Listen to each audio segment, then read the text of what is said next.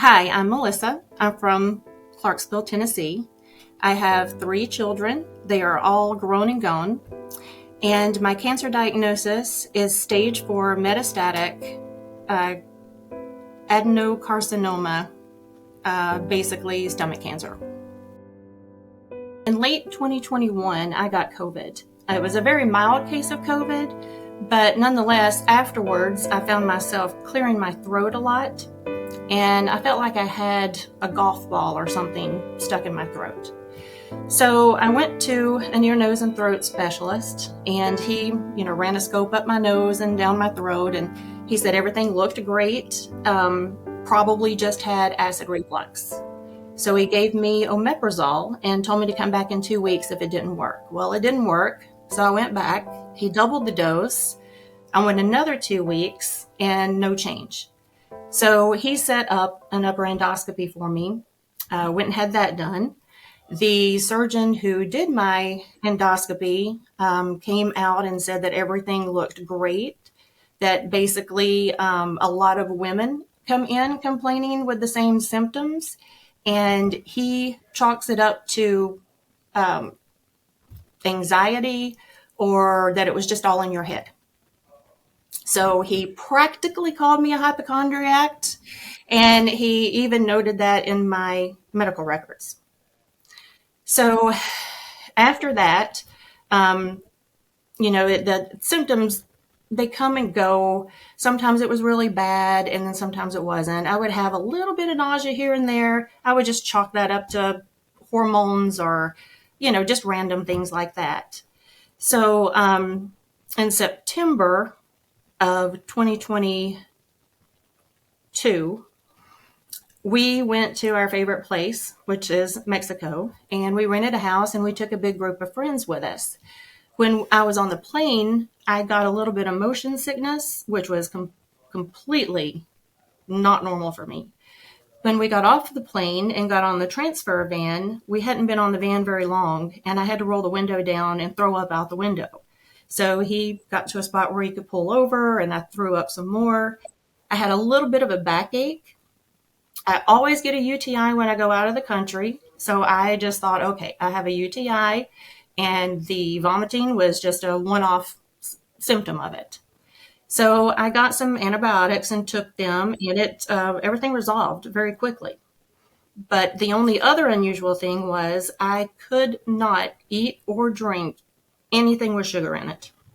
I could eat and drink anything else, but I could not eat and drink anything with sugar in it. It would make me sick.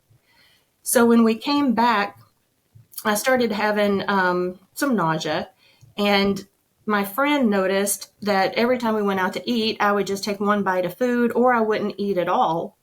And I was on Ozempic. So I told her, I said, don't worry about it. I'm on Ozempic. That's just, how it works. Then I went to have a massage, and the massage therapist told me afterwards, she said, Melissa, you need to go to a doctor and get some scans done.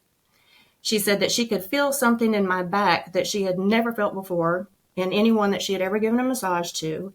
And she really felt like I needed to go to my doctor and talk to her about it. So I set up an appointment with my primary care physician and got in really quick with her.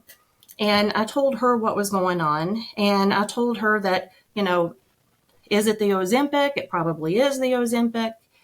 Thankfully, I have a very proactive primary care physician, and she said, Melissa, it might be the Ozempic, but let's just do some tests and make sure it isn't something else. And my entire family had emergency gallbladder removal. So she sent me to get an ultrasound on my gallbladder, and I had a ton of stones in it and a ton of sludge. So on October the 6th, we took my gallbladder out. I felt fantastic after that. I had no nausea. I was sore from the surgery, but I felt great for about 3 or 4 days. Then I started, a lot of saliva was building up in my mouth. I felt like I had to spit all the time. And when I would try and take pills, it would get stuck in my throat. And I started having hot flashes like every 20 minutes, 24/7. So I texted my primary care physician, and she set me up that week with an ultrasound for my thyroid, and it showed that I had a small goiter on it. So she sent me back to the surgeon who took my gallbladder out, and she said, you have nothing to worry about with your thyroid. It's so small, I can't even aspirate it. I can't even do a biopsy. And then I asked her, I said, why, am I so nauseated? So it was debilitating. I was wearing bands on my arms, pads behind my ears. I mean, it was nothing would help. No medication, nothing would help with my nausea. And the year before, I was diagnosed with H. pylori, and I asked her if I could have it again. And she said, well, let's just check it out. So Thursday of that same week, she did an endoscopy, and she said that it was very challenging for her because my stomach was paralyzed. And I had just an enormous amount of undigested food. There was mushrooms floating around and herbs floating around. And, she had a hard time really examining my stomach. But as she turned around to come up and out, she found a mass where my stomach, just right before where my stomach goes into my esophagus. So she took some biopsies, and there was no mention of cancer. She just said, I really don't know what it is, but we'll find out and we'll get back with you. And she gave me some medicine to help with my stomach being paralyzed. And after that, all of my nausea went away. It was just purely because everything was just sitting in my stomach. So all of my nausea went away. And I got a call, I guess the next week, and it was my surgeon, and she said, Melissa, I'm so sorry, but you have invasive adenocarcinoma. And I said, well, what do you mean? What is that? And she said, it's a very aggressive cancer, and it's in your stomach. So I really didn't have any words. I didn't know what to say. We got off the phone. This was a horrible thing to do, but I couldn't talk. So I texted my husband and said, it's cancer. So immediately he came home. My mother-in-law and my father-in-law came over. My parents have dementia, so they didn't come. And our preacher came, and we prayed and we talked, and, it really still hadn't sunk in to me that it was really a big deal. I'm thinking I'll just have my stomach taken out and I'll be skinny for the rest of my life and win-win. So I had a PET scan set up for the following week. When I had the PET scan done, immediately afterwards, we discussed it with the pulmonologist. We walked in the room and sat down and waited on her. And in the upper left-hand corner, there was a television that had this bright red, yellow, like ball kind of just turning. And I thought it was a screensaver. And then when she came in, she grabbed my hand and she said, it's really bad. It's really, really bad, Melissa. And she said, I'm so sorry. And I said, well, what do you mean? And she said, well, there's lymph node involvement. And I said, how many lymph nodes? And she said, there's too many to count, Melissa. And that was my PET scan that was playing on the television. So it was a little scary, a whole lot scary, but still, I'm thinking this can't be right. Well, I'll be able to have surgery. She called an oncologist and had me to meet with her the very next day. And that was Dr. Pelster.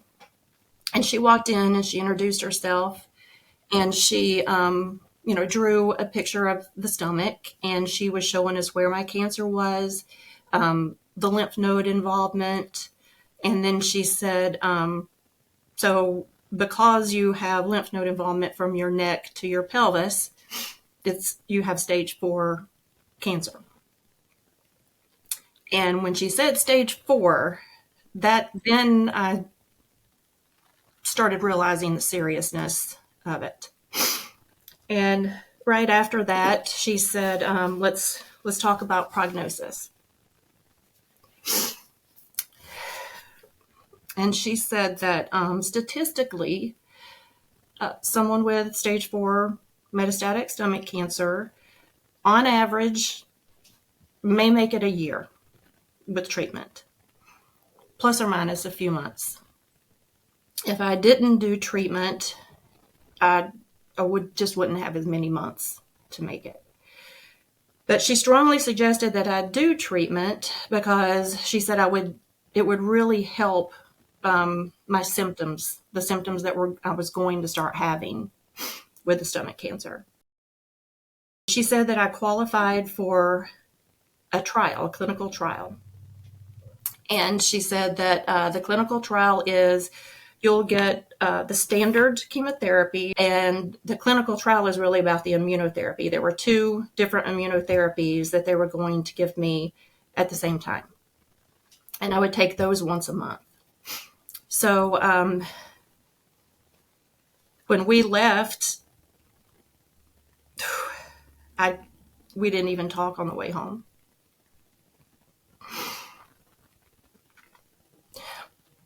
It was like a horse kicked me in the chest. None of my kids were married. I wasn't going to see them get married. I wasn't going to see grandchildren. My husband was eventually going to be with another woman. I mean, all of these things were going through my mind. And I was going to die before my mom and dad. So it was, I spiraled down.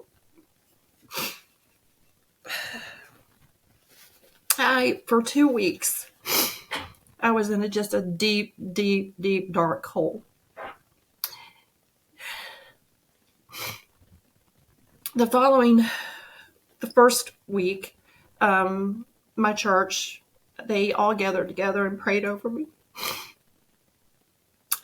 And, I was just still so scared and shaking that I couldn't even, I was just not able to process everything that was going on.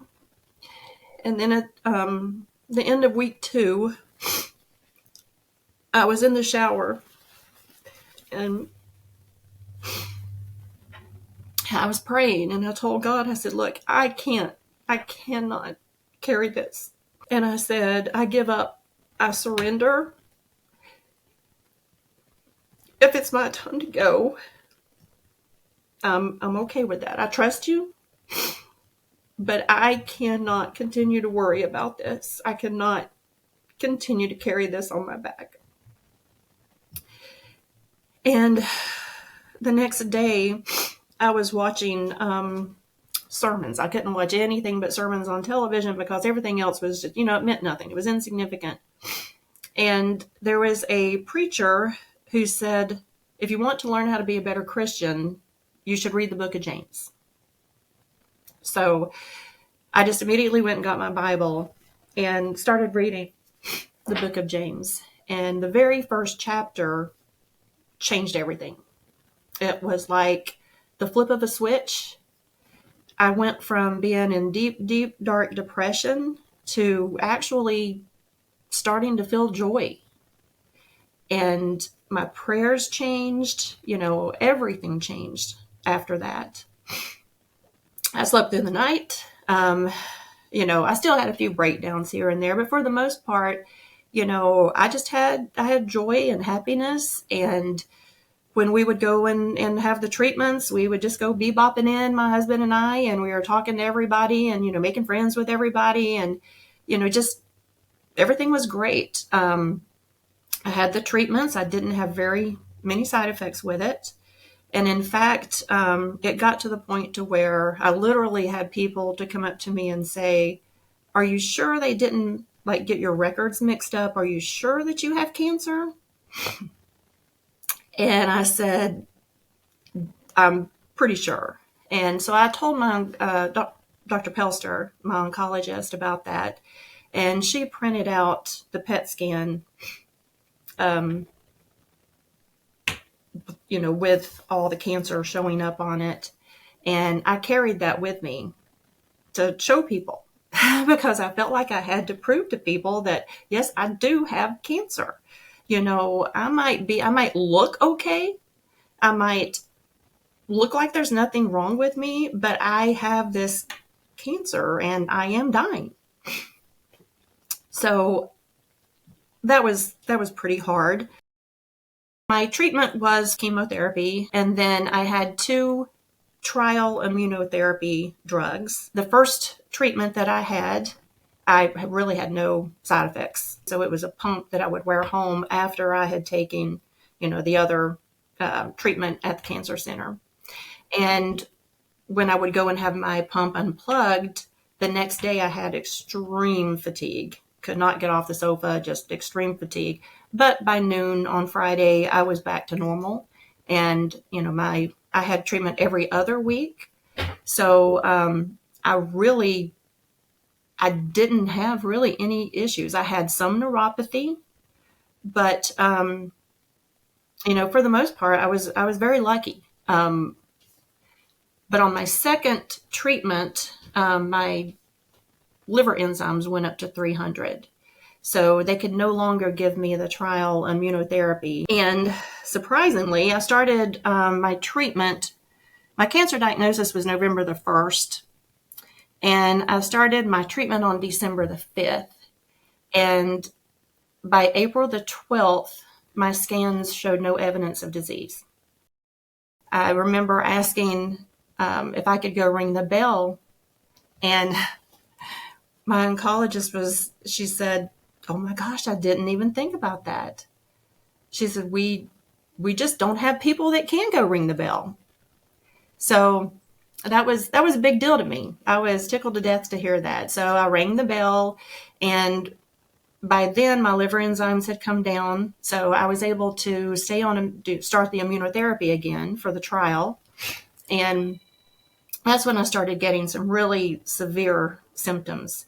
I felt like I had a tourniquet at the top of each arm and that my arms were just going to explode off of my body. And the pain was so intense. I had to go and get, IV pain medication. We were trying to, obviously it was from the immunotherapy, but it got to the point to where I couldn't stand it anymore. So Dr. Pelster and I both decided that it was time to just, stop the immunotherapy. I stopped all of my treatment, the immunotherapy, and I also stopped chemo. They really wanted me to stay on the 5-FU, just, precautionary to make sure that, the cancer wouldn't come back. But I just did not want to do that. I felt like when I have cancer, I'll do treatment, and when I don't, I want a break. So I continued to get scans every 3 months. All of my scans were great. They were great all the way up until January 9th of 2024. And the PET scan showed one tiny little spot that lit up in a lymph node in the middle of my chest. But there was nothing else. So they did a biopsy just to confirm that it wasn't inflammation. And it was not inflammation. It was indeed the cancer that had returned. We both felt like it wasn't really a reoccurrence. It was just maybe, I didn't take treatment long enough to get that final little bit out. But we did an upper endoscopy as well, just to see if anything had changed. And the endoscopy showed that I had Barrett's esophagus. And they did a few biopsies, and it was kind of inconclusive, but because of my history, they couldn't rule out, the invasive adenocarcinoma being back. So I started treatments again. I started on January the 29th of 2024, and this time I was not able to do any trial drugs. I did 6 treatments, and we did another scan and another endoscopy, and everything showed up to be cleared. Barrett's esophagus was gone. The stomach was great. The lymph node no longer lit up.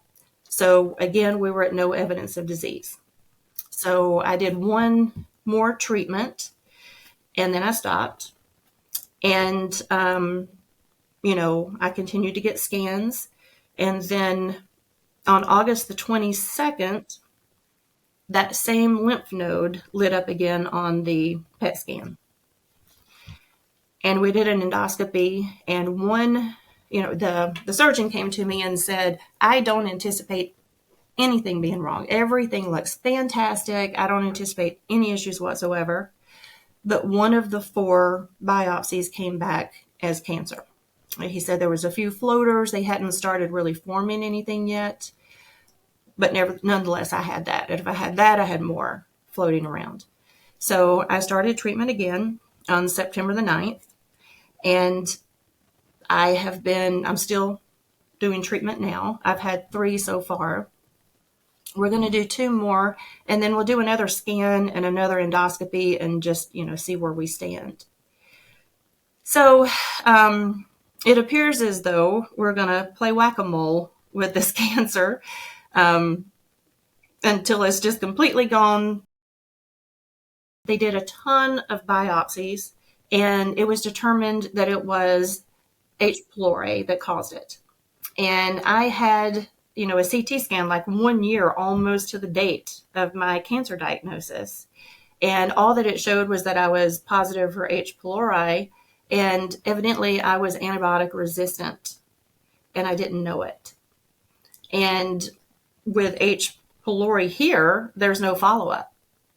So the surgeon doesn't say, come back and we'll do a breath test, or come back and we'll do another endoscopy to make sure that it's gone.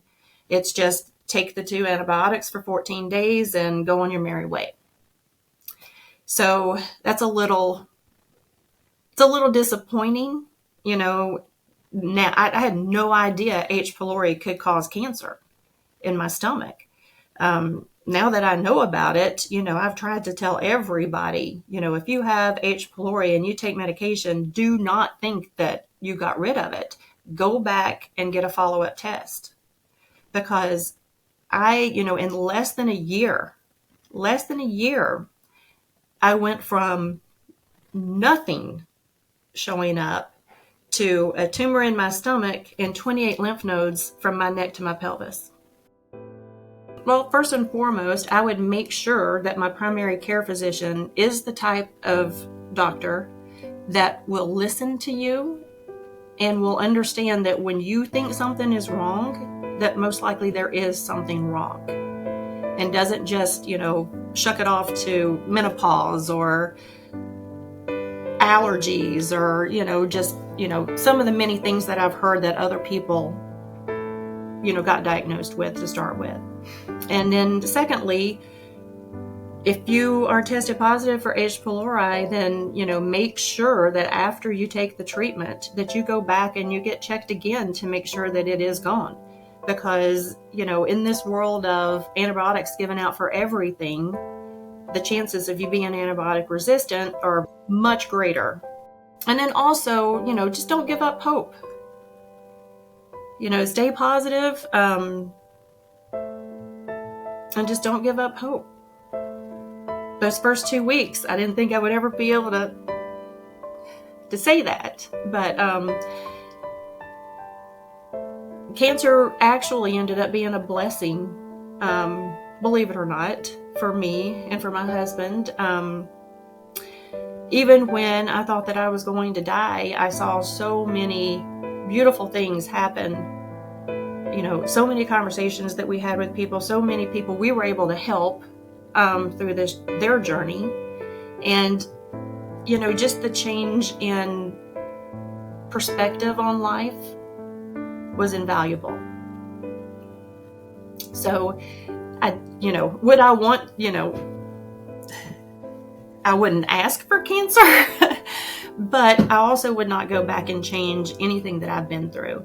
Even the reoccurrences, I wouldn't change those either, because every time we went back to the cancer center, I just feel like It was because there was someone there that needed to talk to us, that we needed to help and be a part of their journey.